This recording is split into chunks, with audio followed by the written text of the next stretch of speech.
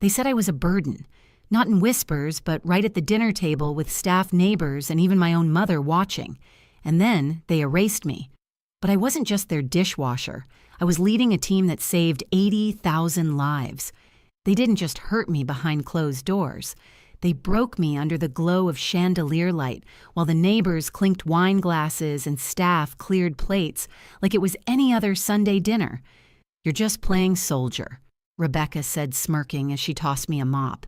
"You couldn't even run a register, let alone a mission." That was the moment I knew my service meant nothing to them. My rank was invisible. My sacrifice, convenient when they needed something otherwise discarded. I had returned to Portland months earlier after my mother suffered a stroke. I filed for emergency military leave without a second thought, packed my duffel bag, kissed my team goodbye, and took the first flight home. I told myself it was the right thing, the dutiful daughter, the responsible one. What I didn't know was I was stepping back into a house that no longer recognized me. At first, it was little things. No one picked me up at the airport. Rebecca left a spare key under the mat, but the door was jammed like the house itself was reluctant to let me back in.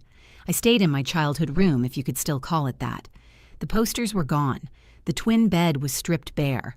It felt less like a homecoming and more like being assigned to quarters I hadn't earned. Still, I helped. I cooked, I cleaned, I folded towels.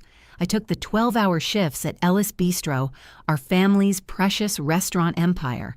Rebecca, now self-anointed queen of the kitchen, barked orders, while Mom sat near the bar sipping wine and watching guests more than she ever watched me. I paid rent $700 a month to live in the room I once built pillow forts in. No thank you, no we appreciate you coming back. Just rules bills and a list of responsibilities like I was some live-in helper. I told myself they were stressed, that they needed time, that one day someone would turn to me and say, "We see what you've given up." But they never did. And then one day, everything I'd been saving money from my off-duty contract work funds I had earmarked for a cybersecurity startup was gone, drained from our shared family account. The number stared back at me like a cruel joke, 0.00. When I asked about it, no one responded. Not Mom, not Rebecca, not even Dad, who had once taught me to balance a checkbook in this very kitchen. I spent the night tossing in bed, hoping there was some explanation, a mistake, a misunderstanding. But deep down, I knew better. By morning, I received a single text that carved itself into my memory. "Lydia, you are no longer part of this family. Don't come back. Your things will be sent to storage by Saturday." No call. No conversation, just a flat sentence that shattered every reason I thought I had left for staying. I raced back to the house, my house, the one with the white fence and the blue hydrangeas I planted when I was 12. The curtains were drawn, door locked, porch light off. Even the dog next door barked like I was a stranger. I rang the bell, knocked, shouted. No one answered. I called Mom disconnected, Dad straight to voicemail. Rebecca blocked me. I stood there in the cold for what felt like hours, staring at the second-story window where Mom used to wave at me when I came home from school. The curtain moved, just slightly. Someone was there, watching. But no one opened the door. That was the moment, the precise second when I realized I was no longer their daughter, their sister, their anything. They had erased me. And what made it worse wasn't the betrayal itself, but the way they moved on without hesitation, as if I'd never existed, as if all the years I spent in desert heat in bunkers on classified calls meant nothing. They had the audacity to call me a burden, but I wasn't just scrubbing pans.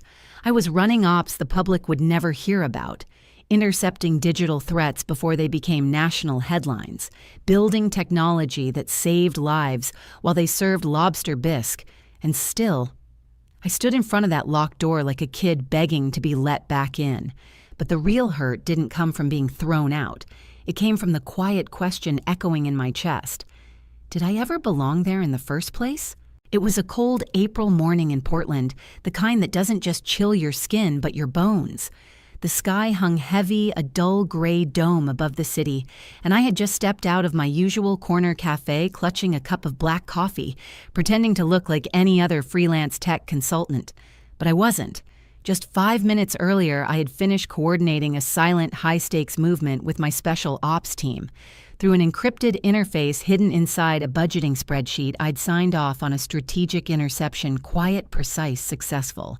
No one in that cafe would ever know what we'd just stopped beneath their feet.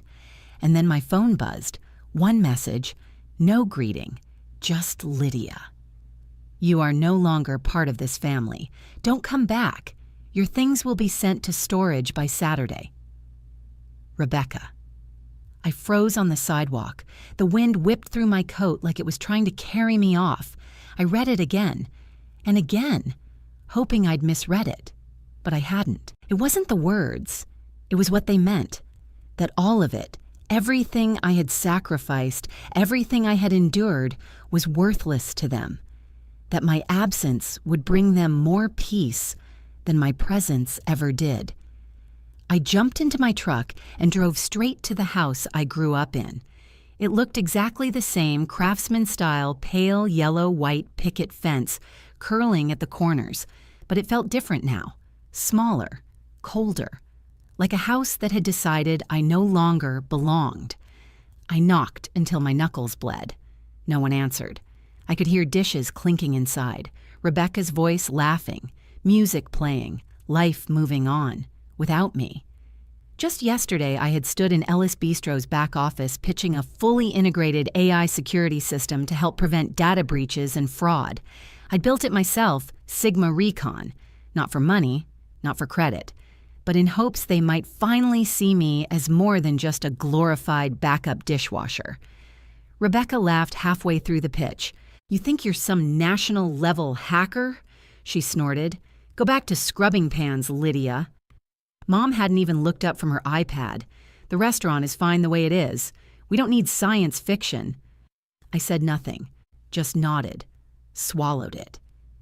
I went back to my childhood room, back to folding towels and balancing invoices, back to pretending I didn't care. That night, I checked the shared family account. The $4 $200 I'd saved from off-duty contracts money I planned to use to seed a cybersecurity startup was gone, withdrawn in full. The name on the transaction, Harold Ellis, my father, a man who once helped me build model planes in the garage, a man who taught me how to solder wires and decode Morse, a man who didn't even bother to say I'm sorry. No warning, no explanation, just erased like I was never meant to have a stake in anything they built. And then, silence. The next morning, I stood at the foot of the same stairs where we used to line up for Christmas pictures and stared up at Mom's window. I waited. The curtain moved again, but the door never opened. That's when I stopped hoping, not just for answers, but for family. Because the truth was simple, they didn't see me. Not when I served them, not when I tried to lead, not when I gave up my identity just to help them stay afloat. The Ellis family didn't lose me. They threw me away. And they'd do it again if it meant saving face at brunch. But they had no idea what I was still capable of, no idea what I'd already done, and no idea that the very legacy they stole was about to come back with a signature they couldn't erase. Growing up, Rebecca was everything polished. She learned piano, smelled like vanilla and pageant hairspray, sliced salmon like it was art. She and Mom hosted wine-tasting nights, matching aprons and matching opinions. Me, I spent my afternoons in the garage with Grandpa Walter, sleeves rolled up, hands smeared in grease and graphite. We studied war maps, built radios, deciphered codes from books I'm pretty sure were classified. He was a retired Army colonel, quiet, sharp, the kind of man who said little but saw everything. The night I turned 12, he handed me a small USB drive. The casing was black matte smooth with his name engraved in sharp block letters. This is a key, Lydia, he told me. One day it'll save you. I thought he was just being poetic. Mom rolled her eyes. Dad, she's not joining the military. Rebecca laughed. He's going senile again. Dad said nothing, just disappeared behind a spreadsheet, but I never forgot the way Grandpa looked at me. Like he saw something in me that no one else even tried to understand. At 15, I won the national JROTC tactical competition. I wore my uniform like armor that day, standing on stage, waiting for my family in the crowd. They never showed up. I waited until the auditorium emptied. When I told Mom about applying to West Point, she didn't blink, just tossed the envelope on the kitchen table. Ellis blood doesn't go to war, she said. We run restaurants. We build something real. So I enrolled at the University of Oregon for business administration. On paper, behind the scenes, I signed up for every online course I could find on cyber warfare, digital forensics, AI-driven surveillance systems. I took a part-time job at a scrappy defense tech startup in Portland. My cover was working late shifts at a food truck. No one asked questions. In the shadows of that tiny lab, I developed the early prototype of Sigma Recon, a system designed to detect signal anomalies in real-time video streams. Originally, it was meant to help with traffic optimization, but then one night, it flagged embedded commands in a live municipal feed. Subtle, patterned, dangerous. Something clicked. I sent the beta version to Mike, an old classmate who had joined Special Operations. I said nothing in the email, just, "Run this on your next simulation." 2 hours later, his reply lit up my screen. "This is gold. Who are you really working for?" I smiled, but I didn't answer, because even then I was already preparing to walk away from Ellis Bistro, from family, from the need to be seen. By the time I graduated, I had my acceptance into a Black Ops training initiative under the Army's Special Operations Command. I told the family I got a security consulting job in Seattle. No one cared enough to probe deeper. I enlisted under the radar, completed Hell Week-style boot camp, passed field assessments most men twice my size couldn't survive. I became Captain Lydia Bennett. My missions took me into cities I can't name, through code I can't discuss, chasing threats that would never make headlines. But every time I came home, Rebecca handed me a dish schedule. Mom warned me to stay out of the way. Dad ghosted through like I didn't exist, and I still stayed. When Mom had her stroke, I returned, gave up everything again. I folded towels, took out trash, balanced the restaurant books, unpaid, unacknowledged, unwelcome. By night, I reconnected with my team, Sarah, Ethan, Mike, and Tara, through a secure relay. Together, we tracked chatter about a bioterrorist cell targeting Portland's water system. If the chatter was real, the city had days, maybe hours. Sigma Recon was the spine of the mission, real-time flagging, pattern recognition. My team trusted me with it. And back home, I was just the girl scrubbing marinara off plates, until the night everything snapped. I came home late from a secure cafe meeting. As I hung my jacket, I heard keys in the kitchen. Rebecca stood there leaning on the fridge, twirling something between her fingers. My USB, Grandpa's USB. "What is this?" she said. "Nuclear codes? Or just the black box for your imaginary victories?" I lunged for it, grabbed it from her hand. Our fingers brushed. My skin burned. "You have no idea what this is," I hissed. "I know it's not taxes," she spat. "And I know you're hiding something." I stormed upstairs. My hands shook as I slid the USB into my encrypted drive, typed in the fail-safe key. What I found changed everything. Tucked in Ellis Bistro's accounting folders beneath receipts and payroll logs was a line item I hadn't seen before: Bennett Legacy Trust. A name Grandpa whispered once, a fund, a safety net, a secret gift. And I was the original beneficiary. Except over the last 12 months, $180,000 had been withdrawn. I traced the IPs. Ellis Bistro Accounting Terminal. Signed authorization, Harold Ellis. My father. And they'd never said a word. Not a thank you. Not even a warning. This wasn't just betrayal. It was theft. But I didn't cry. Not this time. Because now I had something they couldn't hide. Proof. And soon, they would have to face it. I didn't sleep that night. I stared at the USB in my palm like it was pulsing with everything I had ever been denied: validation, truth, legacy. Grandpa wasn't crazy. He wasn't senile. He saw what I couldn't yet name, and now I had to decide: confront them or disappear forever. I chose confrontation. I spent the next week buried in files. Late at night, while my so-called family slept, I mapped every transaction, traced each transfer. The flow chart I built on my wall looked like a crime scene. because that's what it was. At the center, me.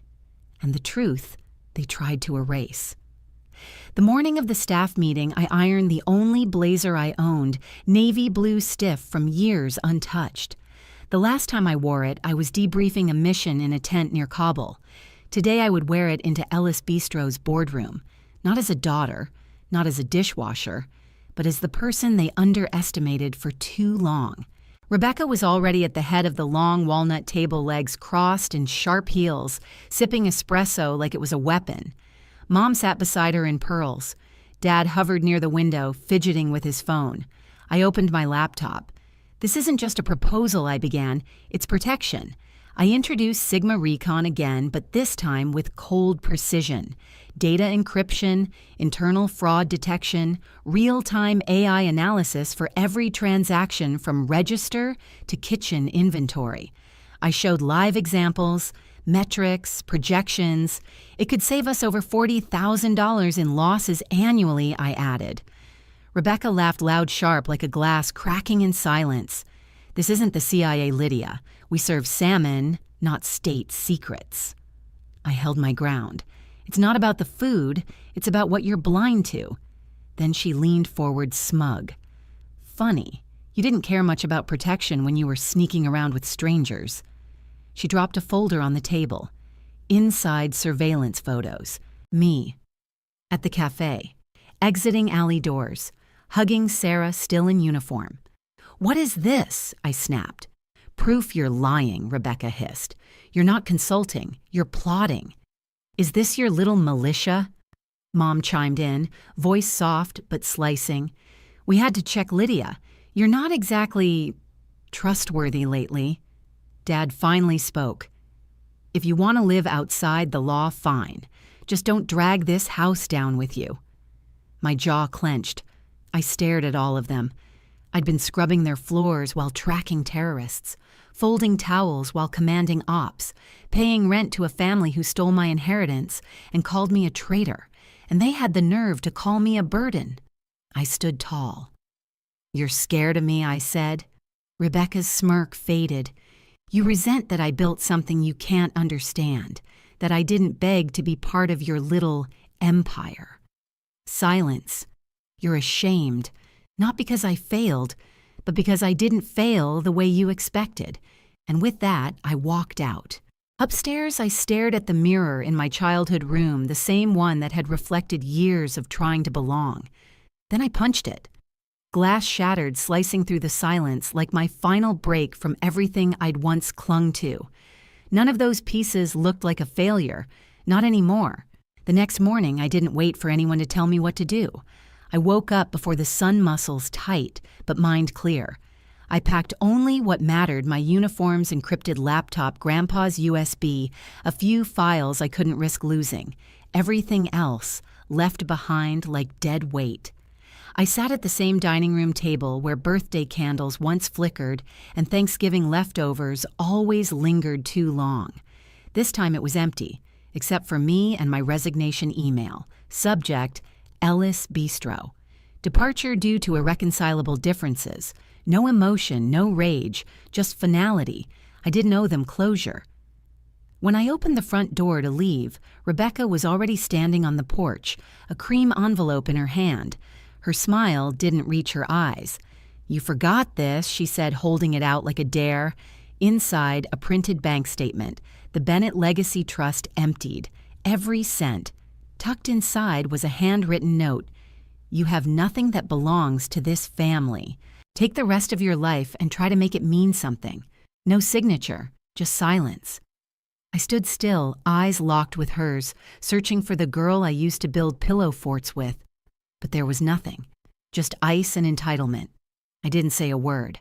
I got in my truck and drove. Hours later, I pulled into a faded motel under the Burnside Bridge. We'd used it before, back when we ran dry ops in civilian zones. The room hadn't changed: mustard sheets, cracked lamp heater that coughed like it had pneumonia. I opened my laptop, inserted Grandpa's USB, and typed Walter 394, a black screen. Then blinking text, Lydia. If you're reading this, the time has come. I held my breath. A video played. Grandpa, older, gaunt, but sharp, sat at a desk metals behind him. His voice shook, but his words didn't. This fund was never for a restaurant, never for fame. It's for you, Lydia, because I saw what they refused to see. If they ever take this from you, know that it was always yours. And if they do, make them pay. Tears blurred the screen, not from sadness, but from being seen. Then, my phone buzzed. Blocked number, I answered. This is Captain Bennett, I said automatically. A pause. Then Captain Bennett. This is James Carter, CIA. We've been monitoring your software. Sigma Recon intercepted a command sequence designed to release cyanotoxin into Portland's water grid. Your system prevented a mass casualty event. I didn't move. I couldn't breathe. Your team executed near flawless containment. Thousands of lives saved. Quietly. No press. No applause. But we saw it. He paused. And we saw the rest. Your family. The theft. The erasure. You didn't retaliate. You stayed in the fight. That's what caught our attention. And for the first time in years, I broke. I cried. Not because I was weak, but because finally someone saw the real me. A week later, I stood in front of a gleaming glass tower in downtown Portland, the Parker and Lee law offices. The sky was crisp, the Willamette River sparkling behind me. I wore full dress uniform, navy jacket, polished buttons, silver insignia, Captain U.S. Army. I wasn't there to prove a point. I was there to reclaim what was already mine. Margaret Lee, the estate attorney, met me in the lobby. They're inside, she said quietly, motioning to the large conference room at the end of the hall. I stepped through the door. Rebecca sat at the head of the table, stone-gray power suit, arms crossed. Mom wore sunglasses indoors like armor. Dad lingered by the corner as if shrinking into the wallpaper. I sat across from them. I didn't flinch. Margaret inserted the USB into the projector and said calmly, "We'll begin with digital authorship confirmation." Lines of code filled the screen. Then cryptographic signature Lydia Bennett. It matched the Sigma Recon files submitted by the CIA. I wasn't just the creator of the software that saved Portland, I led the operation, Margaret continued. This was verified and submitted to National Intelligence Archives on March 22nd. Then she pressed play on the final video. Grandpa Walter appeared on screen. Older, stern, unshakable. Lydia. If they're watching this, they've forgotten who built the gate to this house. The Bennett Legacy Trust was never for salmon dinners or garden remodels. It was for the one person who understands what it means to lead. That's you. If they tried to steal it, they've already failed. The silence in that room was deafening. Until the door opened again. Nathan Brooks, my cousin, entered with a thick manila file. Independent forensic review, he said, handing it to Margaret. She opened it. The power of attorney used to empty the trust fund was forged.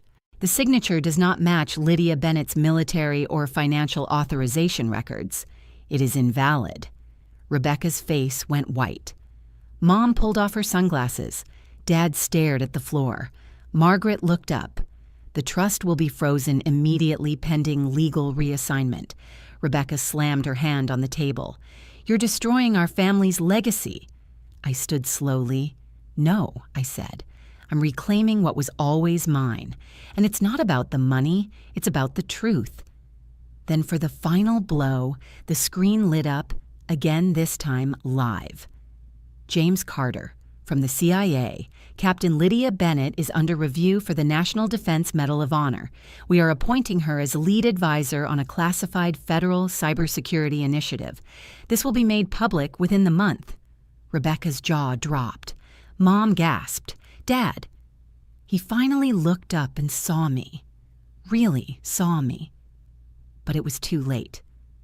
3 weeks later, City Hall overflowed. Press vans, flags, drone cameras. I stood at the center stage beneath the stone arch flanked by my special ops team, Sarah, Ethan, Mike, and Tara. A CIA official pinned a medallion to my chest. Captain Lydia Bennett prevented a mass casualty attack on Portland's water supply. Quietly, relentlessly, without ever asking for recognition. Applause thundered. Someone in the crowd shouted, "I know her. She used to work at Ellis Bistro." The laughter rippled through the crowd, and I stood tall. From the back of the crowd, I saw them: Mom, Dad, Rebecca, not seated, not clapping, just watching. For once, not the center of the room.